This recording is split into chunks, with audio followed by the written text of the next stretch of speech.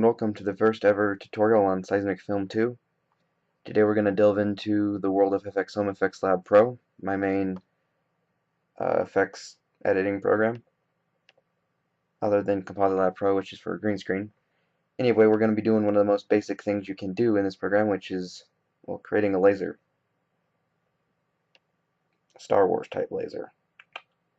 So instead of just dragging in boom laser, instead we're going to drag in the preset rapid laser beams. I like to deal with just one set of laser. It goes one laser blast and then it restarts here from the beginning point, another laser blast. But I just like to use just one, so I use the shortening tool here and shorten the preset to just one blast. Minimize this attributes panel. We're going to drag this square to the end of our blaster, where the bullet or the blaster bolt comes out. This is the starting one and this is the ending one, so wherever we want the bolt to end up. Since the blaster's kind of at a little bit of an angle, we're going to put the end bolt and square at a bit of an angle. And we're just going to drag through here and see it go. Okay, cool. Next, we're going to edit the start width. Make it about 4 so it's less of a chunky blaster bolt. And notch it again. The start width and end width will not change between these blue keyframes. The length will. So when you're adjusting length, which we're going to adjust it to 25, you're also going to adjust it on the back one so it does not get shorter.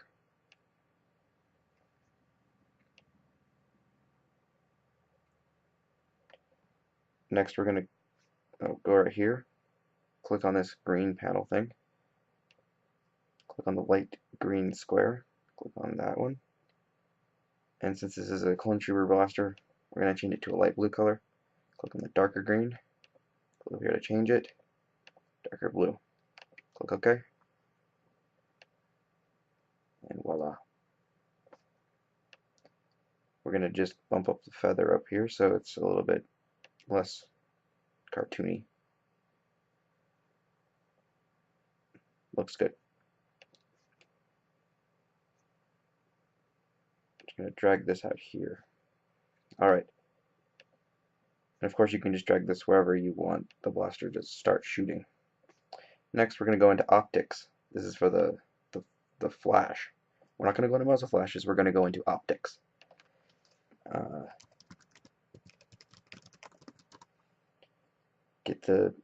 Find the blue ignition flare preset, drag that on,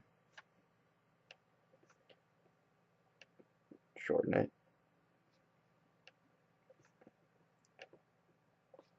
we want it to be the brightest.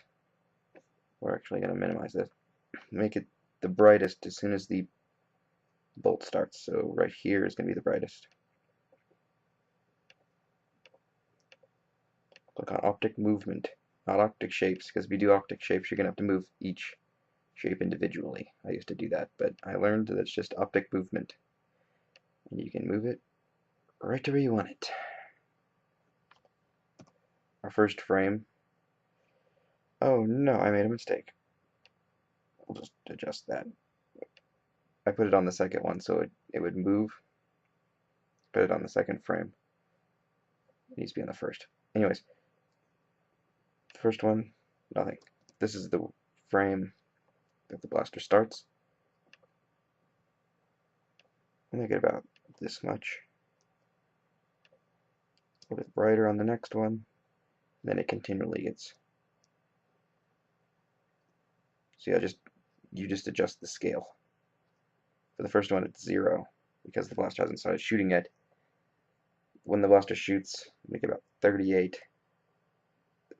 The biggest scale it's going to be is 41, and then from there it just naturally gets smaller because of these keyframes, blue keyframes.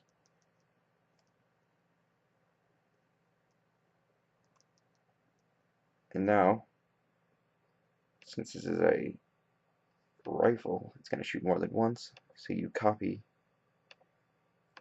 the blue ignition flare and just paste it about.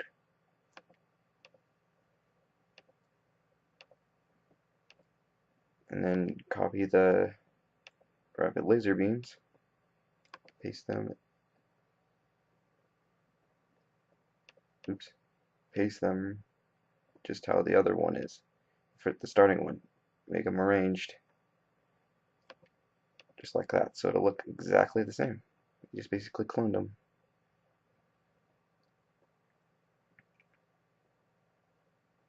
That's really all there is to it.